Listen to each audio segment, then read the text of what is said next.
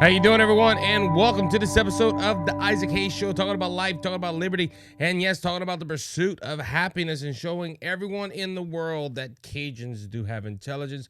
I'm hoping you're having a good day, good week, wherever you're located. Remember that this is the day that the Lord has made. We should rejoice and be glad in it. It is only under 32 days till President Donald Trump will be inaugurated into the presidency, and he will take control of the reins for the United States, and it needs to come. It cannot happen any slower. But look, I'm happy to report through news sources and through political figures. I know that the state of Louisiana cast this electoral college votes to tell our representatives, hey, who we want to vote for. There was an election, I guess you could say election party, political party that I was invited to last night, and got to talk to some of our representatives and got to talk to possibly the future Senator John Fleming. And there's all kind of stuff going on in the political world, and to get to know people that serve and get some inside information is pretty neat sometimes. But yeah, so we got a lot going on. As you know, Dr. John Fleming did announce he was running for Senate. I told him last night while he was there. Dr. John's been on my show already, and I told him, I said, look, we need you back. He goes, oh, yeah, I'll come back anytime. So we're going to get that into the works. Have Dr. John Fleming, former Trump cabinet member, not a cabinet member, I'm trying to, part of his staff in the White House, and also I think Dr. John was a congressman too. So he's our current Treasury secretary here in the state of Louisiana. So we're going to see what happens with that. But we have a lot going on this week. And just remind you that Wednesday, December 25th, we will not have a show that day. We're going to spend time with the family, and I am off going forward until the new year. So we're probably gonna have some live stream shows at the time that we release. As you know, just to remind everybody in the chat, this is not a live program. Always get that, like, is this live? Is this every day? No, we're here for Monday. We're here Monday, Wednesday, and Friday, 10 a.m. If conditions work out to where we could do it. Sometimes we have internet problems. Sometimes we have video problem. You know how it is. A lot of people know what's going on. There's a lot behind the scenes. But yeah, so with that being said, December 25th, again, we will not be we will not have a recording, or we will not have a live stream. But going forward after that, we will be live for the next couple of shows due to me having vacation from work. And I'm excited. I can't wait to do live shows and talk to people in the studio and read the comments and talk about everything we see. So that's the announcements we have right now. If you can, hit the like, hit the follow button, hit the share button. Tell your friends about us on all the platforms. If you're listening on the podcast side, are you watching here on the video on Rumble, YouTube, and Facebook? So with that being said, ladies and gentlemen, let's start in the conversations. And I'm not going to lie to you, the first story is pretty hard to report. This happened right after our show on Monday in Madison, Wisconsin. There was a Christian school shooting. The incident left 4 dead, 5 injured, and the suspect, a 15-year-old girl, was identified in this situation, in this incident. And there's theories and there's thoughts going around about if this girl was a transgender or I don't know. There's a lot going on, and we're going to discuss that. But yeah, there's another school shooting here in the United States of America. And as I always do when I hear about a school shooting, because unfortunately, this is my first one that I have to report on. There were several school shootings since I started doing this 4 years ago. And it always hurts when I hear this, because it's not because I'm a Second Amendment guy, because I am. And we're going to discuss the Second Amendment and all gun control and everything. Every time a school shooting happens, this comes up. I'm going to discuss that. But I want to ask you to pray for the families of everyone that's involved, including the shooter's family. When you hear of a school shooting, you normally hear of a person that committed this crime, an older individual, out of school, mentally unstable, and they're probably that here as well, mentally unstable. It was probably a mentally unstable person or someone that was dealing with something and they didn't know how to cope with their their problem. But this was a 15-year-old girl that went ahead and shot up this school, but at the same time self-inflicting her wound where she was going to the she was going to the hospital. They had her in the ambulance and she passed away on the way to the hospital. And this is a tragedy and her parents are hurting. So pray for her family as well. You know, but we have to start off with the conversation of prayer and support for these people. This is a tragedy. This wasn't a school when it happened in Lafayette, Louisiana. I remember a few years ago when the theater here in the Acadiana area was shot up by a man that went into this theater and took two lives, unfortunately. And Louisiana stood strong. Lafayette stood strong. That's where the term Lafayette strong came from, where it was the community uniting around everything that was happening that day. But these were grown individuals. Now this pain don't stop. Don't get me wrong. The pain don't stop. But you know these are children that unfortunately were were were exposed to this, and it hurts me, especially being a youth minister. Okay, I have in my youth group ages from 10 to 18-year olds, and to when I go ahead and counsel, or when I go ahead and interact with these kids, these kids have issues, yes, but they're young and they're innocent. They're learning the ways of life. They're learning how life is hard. But I couldn't imagine. I couldn't imagine getting that phone call. And I just imagine the teachers and the ministers at that school. It breaks my heart. It breaks my heart to hear about this. And children, these are children. And look, we can go ahead and debate everything about this 15-year-old. We can break down her whole life, because there is a manifesto, or somewhat of a manifesto. They said it was a letter.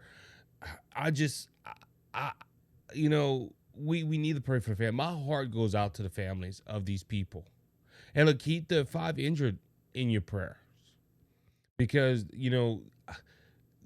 parents did not think they were going to they would drop it on their kids that day, and something like this would happen. And to get that phone call, it's heart wrenching.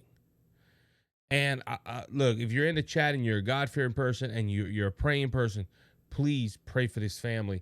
Now we can get to the politics of this with that out the way. The left has been pushing stricter gun laws ever since this event happened. Now it has eased up a little bit. This event happened a few days ago, and you notice when the media initially jump on something, then pull back on it, there's something up with this. But right after this incident, there was several senators and there was several leaders of our country on the left side start to say, oh, well, we need stricter gun laws. Okay, I'm going to make this statement, and I've made this statement already on the show. 2 more gun laws wouldn't have stopped that individual from walking into that school. I always use the analogy of Columbine, because the teenagers that went ahead, and one of the first major shootings in America was the Columbine High School. I think back in 1992, 93. I wasn't even born yet. Let's just say like that. When I believe it wasn't born yet when Columbine happened. And there's a great movie on one of the students that were unfortunately shot that day by Pure Flix, called Not a Shame. You should go check out that movie. But they broke, I believe, 19 gun laws going into that school. And since then, there's been multiple gun laws come into play. 2 more gun laws wouldn't have stopped Columbine. 2 more gun laws wouldn't have stopped this incident right here. When you have a person that wants to inflict harm or to hurt somebody, they will not obey the law. Isaac, if we had more gun control laws saying that this person could not get this firearm, we don't, to my knowledge, they have not said where she got the firearm from or who the firearm belonged to, but she could have got this firearm from the back of a trunk somewhere. We don't know.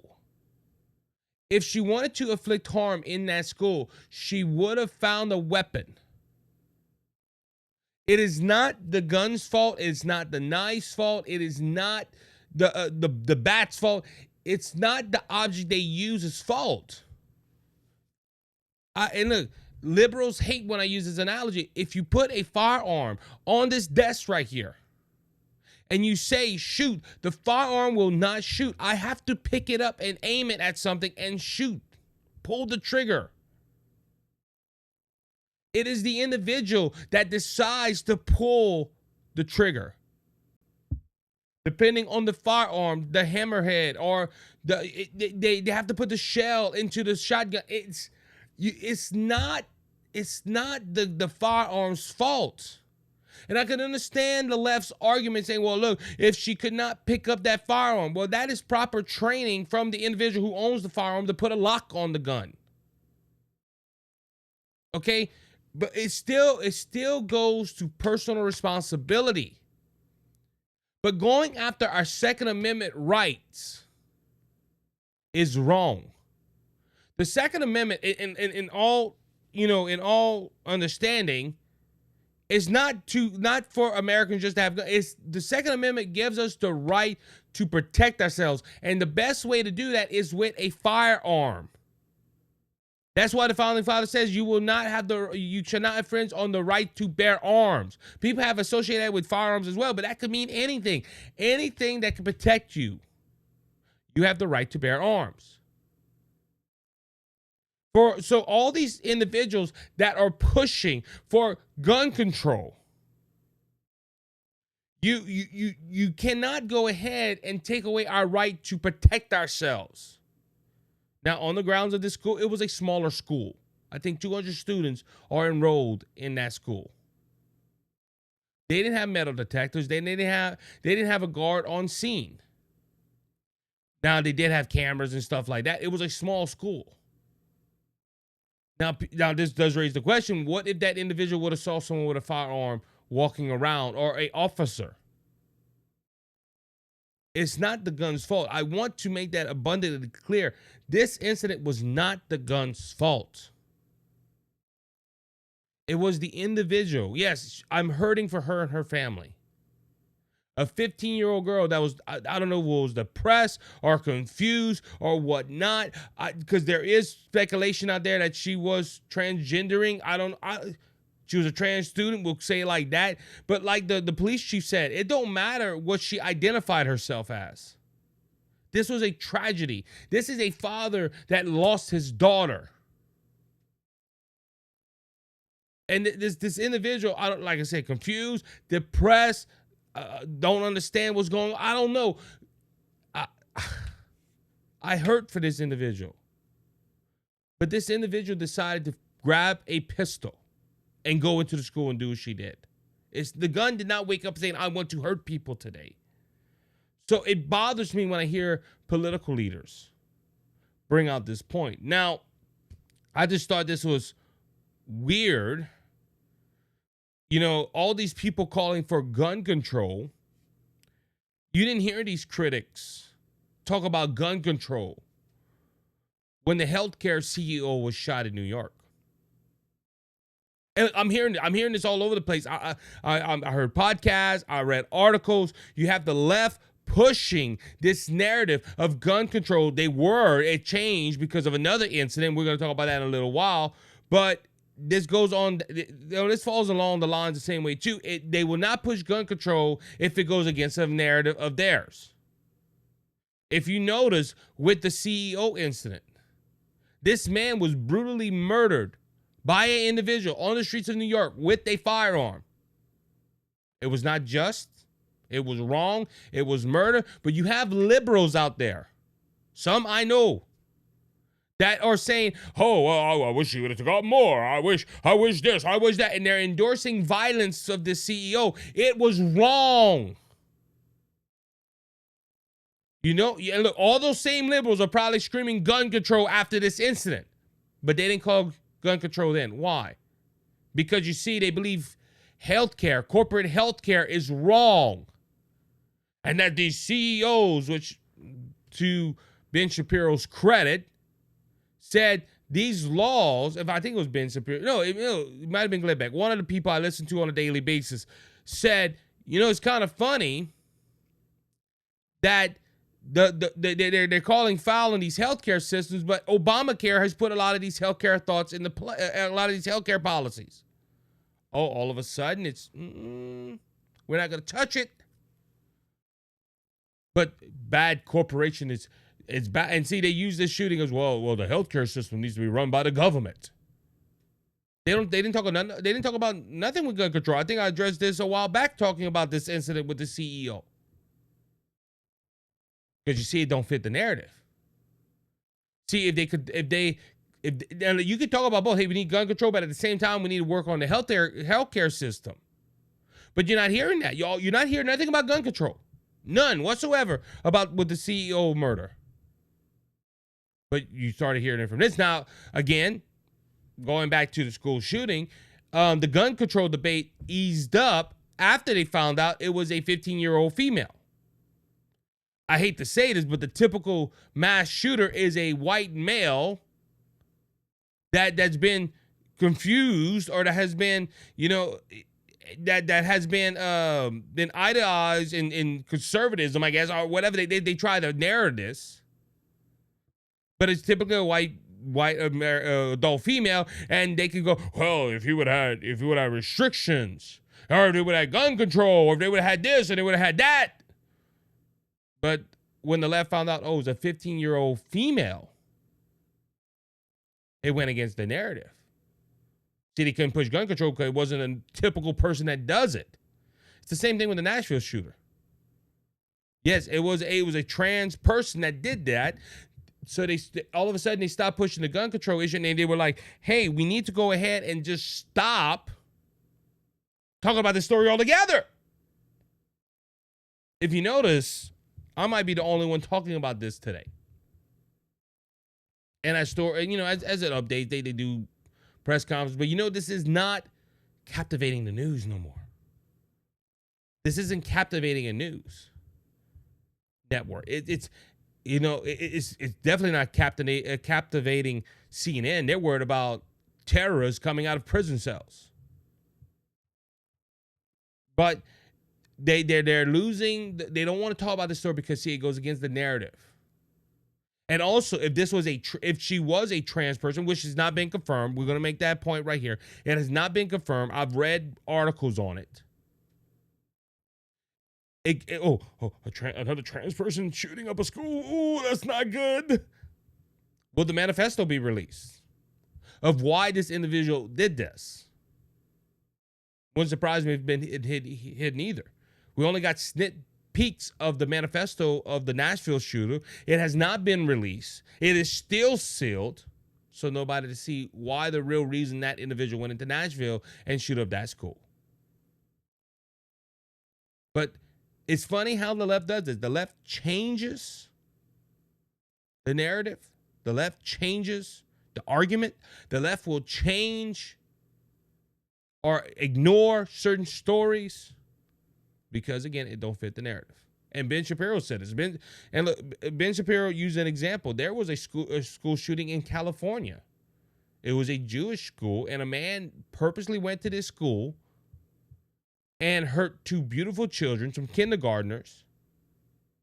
And this was because of what Israel's doing in the Middle East. You didn't hear nothing about it. I didn't hear nothing about it until I heard it from the Daily Wire. And you're like, well, why wasn't that story? Well, it was an individual that did not like the war in the Middle East and blames Israel for it. Now, if it was opposite, a Jewish man or a Jewish person doing that, it would have been all over the news. See, the media pushes their narrative. They're not objective no more. Legacy media is dead. I'm starting to believe that more and more from Sean Hannity. It's not about facts. It's not about, what to give the people the truth. It's about how can we push our left-leaning agenda. And look, I'm tired of this. People say, well, Ozzy, don't you do the same thing? I'm a podcast that gives you my opinion of a story. I'm not, and also I think I give you more facts than CNN does. All the shows that are on these platforms that we have endorsed and encouraged people to listen to. Jeff Ahern, Two Mics Live, the Amber May Show, Mike Swartz Show in the mornings, the Handy News. I think we give y'all more facts. We give y'all more facts than CNN. It's sad that small time podcasters, well, not me, not Mike in them, of course. I remember the other day I said that, and Mike's like, "Who you calling a small podcast?" And they're not a podcast; there's a show. So I need to make sure, Dr. Mike's listening. I got to make sure, make sure he's not mad at me.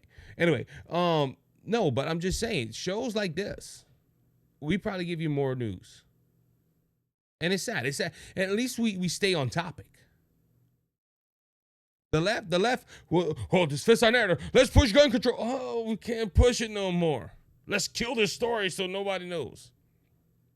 But anyway, going back to that, let's pray for the families. That's my top priority. I hope you got from this segment. Let's pray for the families and everyone that was involved with that. All right.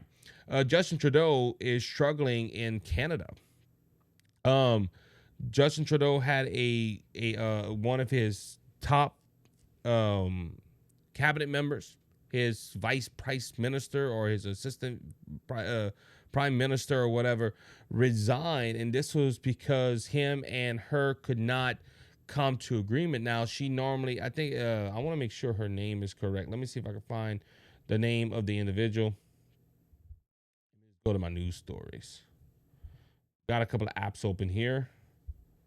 Yeah, so the individual was go to the news article. Probably the best way to do it. But let me see. Yeah, this is according to Breitbart. It says that the Trudeau stumbling government appears to on the verge of collapse. That's what the news article says, and it was his Minister of Finance, Christina Freeland, that resigned after her and Trudeau had some disagreements on the Trump tariffs. She said that that they needed to do certain things, and Trudeau did not agree with her. Now, this all is coming on the heels of Donald Trump saying, hey, I will impose a 25% tariff on your nation if you do not close your northern border and change certain policies. And Donald Trump did this to get Canada into gear. And look, I don't disagree with Donald Trump. Donald Trump's job when he becomes president is to protect our nation. That is one of several jobs he has. And he needs to protect his nation. Now, it is falling apart in Canada because the left-leaning movement of Justin Trudeau is attacked. Now there's calls for him to resign. It is likely he will resign. And they will have to have another election for a prime minister. Now, I want to say this before I get into the logistics of everything that is going on and tell you why I think this is happening. Canada is really weird on their elections. Really weird. I did some research on it yesterday, and the way it goes, their parliament has to be closed, and there has to be a call for an election.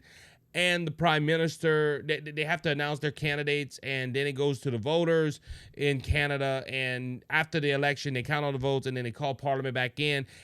After they call Parliament back in, okay, like in Justin Trudeau's incident, he was elected in 2015. You would think, like us here in America, hey, every 4 years there will be an election for another prime minister. That's not the case. Justin Trudeau has, I think, if my memory serves me correct, has only did one election. So he's been the prime minister since 2015. If they don't dismiss Parliament and they don't have a vote to dismiss Parliament or whatever like that, that prime minister could stay in there for several years. Not meaning he's a dictator, but at the same time, he really don't have to worry about, consequences of his actions, really. He can, and look, that opened my eyes a little bit to see why Justin Trudeau has done what he's done in Canada. He don't have to worry about a 4-year election. See, here in America, the president of the United States, his first term, he's really walking on eggshells. He or she, whoever is elected, they have to be walking on eggshells because they know that first term, they can't do what they really want. And look, we saw this from Barack Obama. We saw this from every president saying, look, we're going to push our agenda on the second term. Why? Because they know they can go ahead and get their agenda done. This is why the left fears Donald Trump so much, because Donald Trump's going into a second term with no restrictions. He don't have to worry about election in 4 years. He can only serve 2 terms, and this is his second term as president. So guess what? He can really unleash a lot of his agenda. And this is why this is why the left is fearful. This is why the left don't want Donald Trump in charge. They don't have to worry. He don't have to worry about a second term because he's already in his second term. And but in Canada, it's not like that. Canada, the prime minister can stay as long as he wants, as long as he has parliament and other factors in the government to hold on to. And the left-leaning party, if they go ahead and give up that right and allow an election in Canada, it is showing that the conservative movement is moving into Canada, and the Conservative Party of Canada would possibly win, and there would be a conservative prime minister of Canada. And could you imagine, look, I agree with our system of government. You should have a term and have elections every so often to put people in there. But imagine if there is a conservative prime minister in Canada. All the mess on all the stuff that we've been hearing about in Canada, it would stop. And this is what the people of Canada are asking for. This is one of the reasons why Justin Trudeau is unpopular. They want him out, and he's saying, I'm staying here. And look, like I said, I read last night, it was a Canadian site saying that Canada is a representative democracy. No, it's not. Justin Trudeau has been there since 2015, and he has not represented his country well. Look, it's about to be 2025. And Justin Trudeau has been in there since 15. He's been in there almost for 10 years.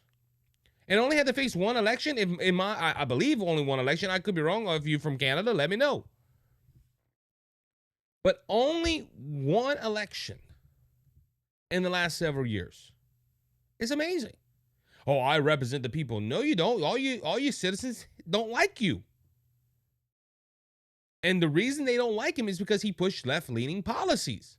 DEI, woke, everything that comes down the pipe. And you notice when Canada does something, America all of a sudden thinks, hey, we need to do the same thing. We need to go ahead and we need to do what Canada's doing. And this is why President Biden and Kamala Harris and Tim Walz, because all 3 of them ran. Excuse me.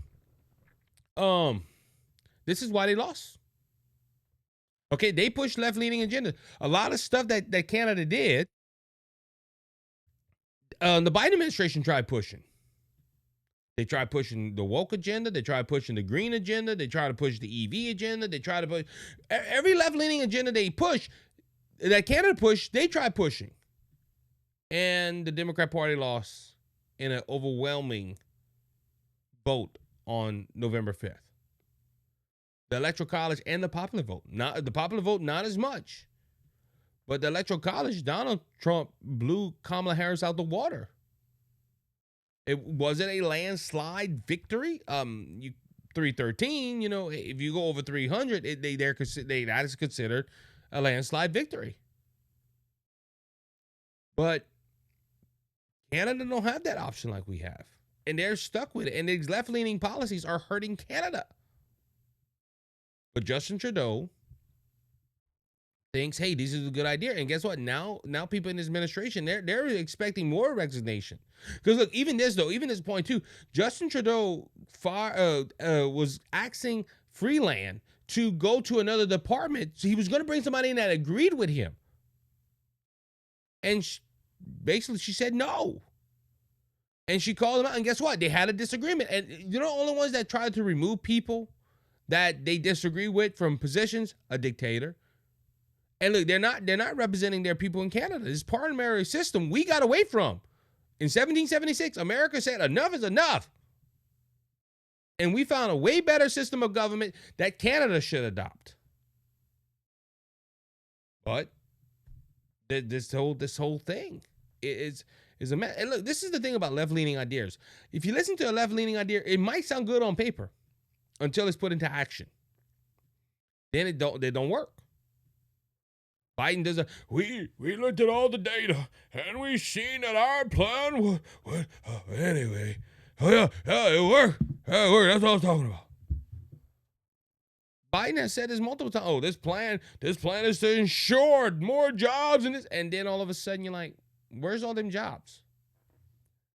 Where's all them things that Biden was talking about? See, on paper it sounds good. In reality, it's not. So now, what can happen in Canada going forward? Well, if Trump holds his promise with the tariffs, hey, he might have influenced Canada to get rid of Justin Trudeau because he's flopping on this issue. Yes, he flew to Mar-a-Lago and he tried to convince Trump, hey, don't do it.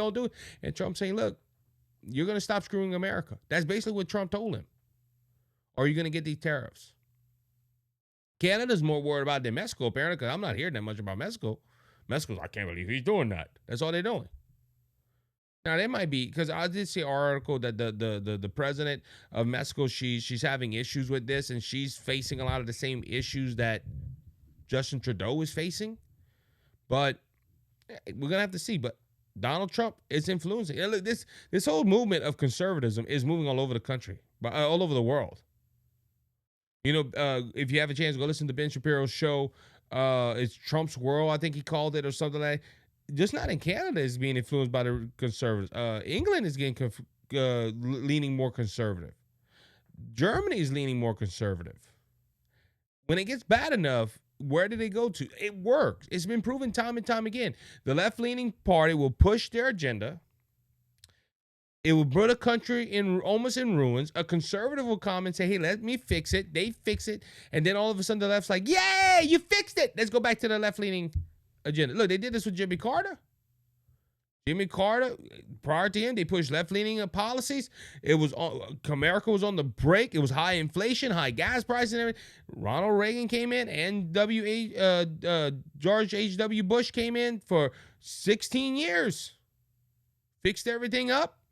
Bill Clinton come in there and say, yay, I fixed it.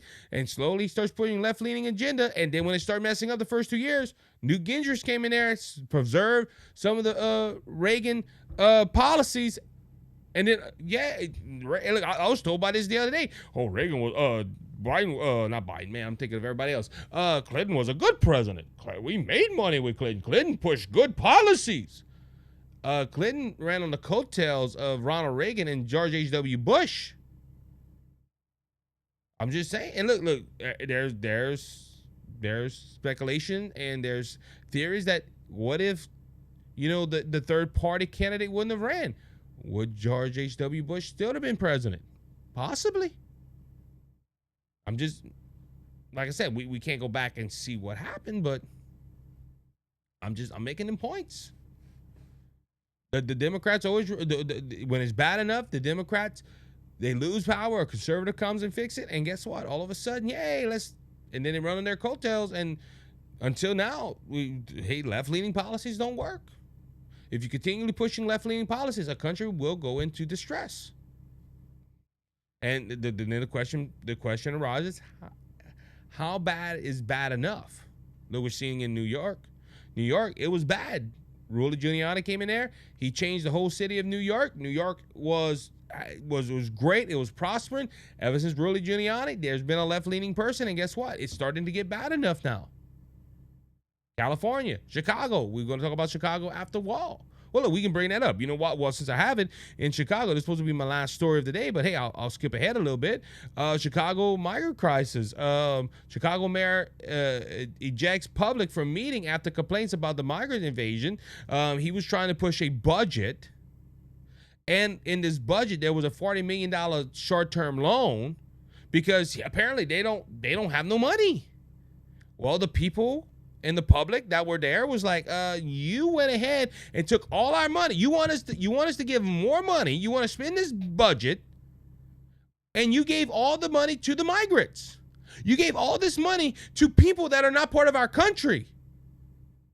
And you started to, you like, I believe it's the vice mayor or the second in command of the mayor, don't have a job. No, he's just there in case, or she's just there just in case something happens to the mayor and they can take over. And that individual's making six figures, all because they're second in line to the mayor. And there's wasteful spending, and people in Chicago are getting angry. And the mayor, to get his agenda passed, had to tell the public, hey, you gotta leave. This is what politicians do. They either listen to the people or they push their own agenda and heck on the people. Now, this mayor of Chicago, you would have hoped he was better than Lori Lightfoot, but this Mayor Johnson is worse. And Chicago thought they were getting something better, and they didn't. This is leading to public frustration. This is leading to people being they're uncomfortable. And when people are uncomfortable, guess what? They're going to become loud, and they're going to voice their opinion. And again, will a politician listen or will he not? See, this is going to my point. Is it bad enough? And I'm starting to think it's getting bad enough in Chicago. It's getting bad enough where people in the minorities are calling for a Republican. Could we see a Republican mayor in Chicago? I hope so. I know my good friend Scott Ford, that's probably listening to the show right now, is hoping for a Republican mayor in Chicago. He don't live in Chicago, but he works in Chicago. Is it bad enough? Going back to that point, is it bad enough? The results that we're seeing in Chicago, I think it's getting bad enough. It's getting bad enough, and we need to have people in place that can fix this. Again, the examples of New York, even California. If I'm not mistaken, when Ronald Reagan got in there, California was getting bad. Ronald Reagan put California back on the map. Is California bad enough yet? Will we see a Republican governor take over California and fix it? Gavin Newsom has not fixed it. Gavin Newsom is our Justin Trudeau of America. But this dude wants to go ahead and slip his way into the presidency, and all he has to do is put his hand to his hair and slide into the presidency, because that's what the Democrats are going to push next time, is Gavin Newsom. Gavin Newsom will not be good for this country. Not whatsoever. And all you have to see what's going on in California. And look, I know there was some bias there, but when Sean Hannity hosted the debate of Gavin Newsom and Ron DeSantis, which was one of Ron DeSantis' better debates, and again, this was Fox News and Sean Hannity, but all Sean Hannity did was show them the facts. He showed them the difference between conservatism and liberalism. I'm making those points right here. Gavin Newsom would not be great for this country. And you think it's bad in California? You don't vote for Gavin Newsom. I'm making some points right here. Is it bad enough yet? We hear Dan Bongino say this all the time. Is it bad enough? And I think it's getting to that point. When you have stories like what's happening in Chicago, and all the people that are wearing Turn Chicago Red or Make America Great Again, I think this is why the mayor was ticked off. People don't like his policy. Oh, y'all MAGA people, y'all in a cult. No, we're not. We're just trying to make common sense. These liberals, however, they live in fantasy. Like this mayor was basically telling the public, y'all don't know what's better for y'all. I'm going to make a decision. Y'all get out. Which, in my opinion, is wrong. These meetings are supposed to be public. But we're supposed to hear the public's cry. Say, hey, we don't approve of this. But this mayor pushing his own agenda. He don't care what the Chicago people think. All he's worried about is the paycheck. And pushing a left-leaning agenda. All right, let's move on. Biden made some comments the last couple of days, and I thought they were funny. Not true, by the way, but what's funny to even make these statements. Now Biden is outgoing. He decided, with air quotes, not to run. I don't believe he decided. I believe he was forced out. And Kamala Harris ran in his place, her and Tim Walz, right before the Democrat National Convention, and they also spent 1.5 billion, almost 1.5 billion dollars in a short span of 3 months. That has to be a record. When I think about it, it's still 1.5 billion dollars, or almost 1.5 billion dollars. Just anyway, for 3 months for a campaign. Anyway, going with this though, Biden's outgoing, and of course Biden's going to try to make himself seem good, and he's going to try to make himself better than what he was. But Biden made some comments and said that his presidency was basically scandal free. I'm telling you, Biden was at a dinner with the DNC, and he claimed that his administration has been basically scandal-free since the start. And you wonder, wait, what? Scandal-free? You start looking into it, and look, just right off the jump, the Hunter Biden scandals. Okay, the laptop, the deals with Ukraine and Burisma or whatever. I never had dealings with my son's business partners, and which we come to find out that he spoke to them. The big guy, you remember that? Now that happened when he was vice president, but going into it carried over to his presidency with the scandals. You had the Afghan withdrawal. You had even the Inflation Reduction Act. Now that wasn't necessarily a scandal, but he lied to get that through. It's just you had a lot of scandals. You had a lot of we can go to the news article that was that I pulled up for this. It was done by Breitbart, and correction, the Daily Wire, and they have tweets, and one individual made the comment. Let me find his correction X account. And that was Sean Forrest that replied to a X post from Jack Snyder, and he said, sure, but only if we don't include Afghanistan withdrawal, illegal alien invasion, being caught with classified documents, cocaine in the White House, Chinese spy balloon, medical emergency forcing him out of the race, lying about pardoning Hunter. That's just a few. That's just a few of the not scandal presidency of President Joe Biden. Ladies and gentlemen, this was not a scandal-free administration. There was a lot of scandals in this 4 years. And look, don't get me wrong. President Obama said the same thing. I'll tell you, we had no scandals in the White House. I remember when he was walking out, and I'm thinking to myself, Fast and Furious. Money going to Iran. They had a lot of scandals in the Obama administration. Obama did it better though. He hid these scandals and these dealings. I honestly believe that. But there was the scandal free. No, Biden did not have no scandal free administration. And look, Biden's whole political history wasn't scandal free. There were several scandals in the Biden administration. Several. Let me go bring, I have my notes here. Let me see, where is that? Biden's political history is mirrored by a variety of scandals, from his role in 1994's crime bill to the alleged sexual misconduct in this segment. There were several. In this segment, we brought out a few of them already, just in his presidential. But over the years, Biden has not been scandal-free. I will make that point right. Biden has not been scandal-free. And for him to make this statement, I wonder what else is coming down the road. I wonder what books are going to be written of what happened really in the Biden White House. And look, if I know I'm not the only one seeing this. For him to make this statement, I'm thinking to myself, what else? What else is involved with that? But a scandal-free, no.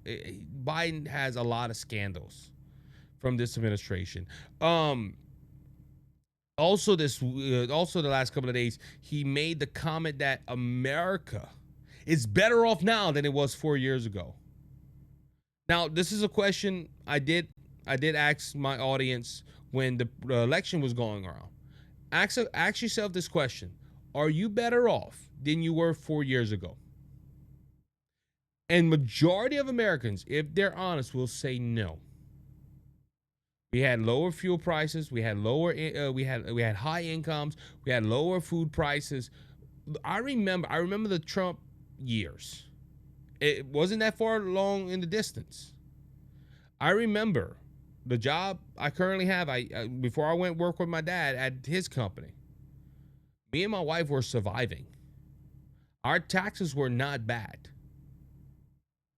Me and my family, we could survive on my income alone. Now, me and my wife has a little part-time job. I tried to find things where I can make a little bit of extra money. And you cannot live on one paycheck no more here in this country. We could under the Trump years. We were better off 4 years ago than we are now. We struggled these last 4 years because of Biden's policies. And again, most Americans will tell you that we were better off 4 years ago than we are now, but not according to Biden. Biden says that we are better off now than we were 4 years ago. Really? Well, the Biden administration has the highest inflation record, the rising gas prices, and the cost of living. Biden has pushed open borders that is harming our national security. If you look over yesterday was a news article where they caught another guy that came across the board that was on the terrorist watch list. Is our country really safer now or better off now than we were 4 years ago? You have so much stuff that I can cover. The economy. Oh, the economy is the best economy we had. No, it's not. No, it's not. The economy is not strong like a lot of people think. But according to Biden, hey, it's better off than we were 4 years ago. Well, leads me to a question. If the country is doing well, why did Donald Trump win the last election? Think about it, okay? Think about this. If Donald Trump, if Joe Biden is honest with people, why did Donald Trump win this last election? If the agenda that the Democrats were pushing and the agenda that Biden and Kamala Harris was saying was working, why did people vote for Donald Trump overwhelmingly in each state that he won? Donald Trump just didn't win certain states that he normally wins in the squeeze by. He won Pennsylvania, won Wisconsin, and won Michigan. Why did those states vote for him? Every state in America, if the states thought that Joe Biden's plan was working, and if it was working, I would have to give him credit. But it's not. People are suffering. People are hurting because of Biden's presidency. And look, this man is so, as they say, delulu. He's a couple of fries short of a Happy Meal. This man honestly thinks that he helped this country, and he didn't. He hurt us. If he were better off than we were 4 years ago, why did Donald Trump win the last election? I think it's an honest question. But of course, we won't see none of this. All right, a couple of more stories, and we're gonna wrap this up and go on with our day, and we're gonna listen to handy news. Trump criticized Biden over border wall material. We reported this the other day that Daily Wire did an exclusive story where the Biden administration is selling off material for the border wall. And when Trump was asked about this, Trump called it a criminal act. I'm gonna be honest with you. I agree with Trump. I agree with Trump. This is wrong. First off, this was purchased by, if I'm not mistaken, about the Defense Department and all to put up that wall, and for Biden to go ahead and sell it for pennies on the dollar is wrong. Donald Trump is also worried that the people that are buying is going to contact him and say, "Hey, you want to buy this? Well, we bought it for 5 cents or $5. We're going to sell it to you for $20 a sheet and make a profit."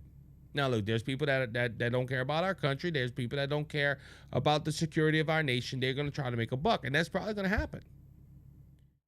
And the whole reason that this is happening is because the Biden administration wants to stop Donald Trump from building that wall. They believe in open borders. They believe in things that they believe that everyone should be entitled to everything that Americans have, even if they didn't work for it. This is to stop Donald Trump. Look, this ain't the only thing they're doing. I had a news article, now they put it in there, but the Biden administration is trying to hire 15 to 2,000 DEI jobs, hired people that will overlook DEI policies and whatever. And apparently they're stuck. They wrote it to where they're stuck in there. It's going to go into the Trump administration, and Trump can't fire them. How true is that? I don't know. Like I said, I think I got that from the Daily Wire. But yeah, the Biden administration is trying to really hurt the Trump administration. They're trying to hurt the media is the same way. They're trying to hurt his picks. They're trying to hurt his agenda. The left does not play fair. I'm going to let you know that they're talking about a smooth transition of power. It has been everything but smooth. The Biden administration has thrown every hurdle to Trump's administration that's coming. And this is, like I said, this is to sabotage Trump's border plans. Because they're thinking, hey, they're not gonna buy this material again. Now, some red states are doing their part. They're buying back the material and holding it and telling Trump, hey, when you come, we have it for you. That's a good sign. And this is what Republicans need to do. The Republicans need to step up and fight this the way they're doing it. Buy the pieces of the wall back and support Trump and tell Trump, hey, we're going to help you build that border wall. Red states like Texas needs to do this. Arizona, which is a purple state, according to Amber May, the Republicans in that state need to stand up. Unfortunately, you lost a tough Senate race there. But I think red states need to join together and fight these things that are going on. The Biden administration is not playing fair. The Democrats are not playing fair. We need to stand up as Republicans and unite. This is one reason why Democrats, if you think about it, they always get their agenda passed too. They always stand together. Always. And the Republicans, unfortunately, a lot of times we're not united. All right. Last story of the day. Liz Cheney and potential witness tampering. The House Republicans are calling for an FBI probe into Liz Cheney for possible witness tampering in the January 6th investigation. So as a lot of you know, Liz Cheney was one of two Republicans on the January 6th committee that were trying to prove that Donald Trump was the cause of January 6th. And they tried to they brought out videos, they brought witnesses out. During this investigation, though, it was when the Republicans took over Congress and this committee rushed their findings. The Republicans went into investigating Liz Cheney and some on the committee, and it was found out that Liz Cheney talked to witnesses before the committee hearings. Also, the main witness was a lady that was a Trump staffer. Remember, this was the woman that said Donald Trump was so wanted to be at the Capitol that he jumped in front of the seat and he took the steering wheel and he was trying to drive. Come to find out, was a lie by several sources. Even Dan Bongino, who's familiar with the process of transporting the president because he did it. The way he said, you can't even get to the steering wheel. But it's protection. But a lot of things happen. But come to find out, she went ahead and talked to witnesses, and it possibly could have broken the law. She probably broke several federal laws according to the probe. And if so, she should be investigated. She should be looked at. Now, a lot of people are like, see, you're endorsing Donald Trump goes after his enemies. No, I'm not. But at the same time, if they broke the law, remember the Democrats, y'all say no one is above the law except Hunter Biden, because Hunter Biden is the son of Joe Biden. But anyway, you have these issues that are popping up for these people that are on the January 6th committee.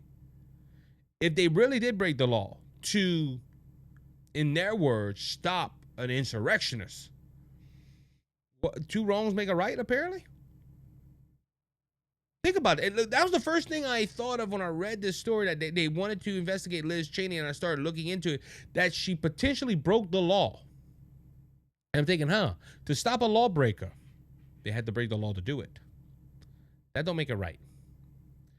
Or on the other hand, the reason they had to break the laws and they had to get their stories correct because there was nothing there.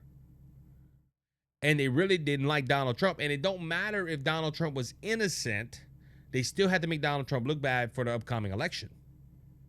Look at all the 4 years of President Biden. President Biden and the Democrat Party and some of the left, even rhinos, were trying to stop him. The January 6th committee was a sham. That didn't work. Then they had lawsuits after lawsuits come against the sexual misconduct allegations. That didn't work. Then they go ahead and they put him in court with the 34, which that happened this week too. The judge in his 34 felony case didn't want to drop it because he was not president at the time when he did that, and he does not afford presidential immunity, which a lot of people are talking. Wait a minute, hold it. The Democrats are running around presidential immunity. He can do whatever he wants. That judge just threw that threw that argument out the window because he's the president incoming. Shouldn't he have presidential immunity? All this stuff was to stop Donald Trump from running for president and not to be president of the United States. They wanted the American people to look at Donald Trump as this bad, evil orange man and that he didn't care for the country. But their actions are speaking louder than their words. Again, the left-leaning policies that have been pushed for the last 4 years did not work. If it would have worked, Joe Biden would have still been the president of the United States. He would have been the president-elect going into 2025. Thank goodness he's not. But I'm just making the point. This right here proves that Liz Cheney, in my opinion, now look, the probe hasn't happened. She's innocent until proven guilty. I will make them points. But if it was true, and this investigation is correct, to stop Donald Trump, Liz Cheney broke federal law. All in the name of stopping this evil, bad orange man.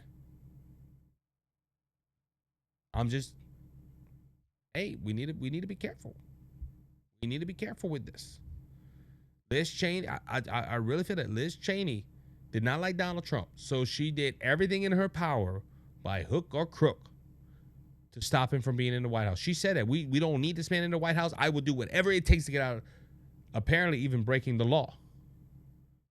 Now, this is also another point. Aren't they supposed to be our examples?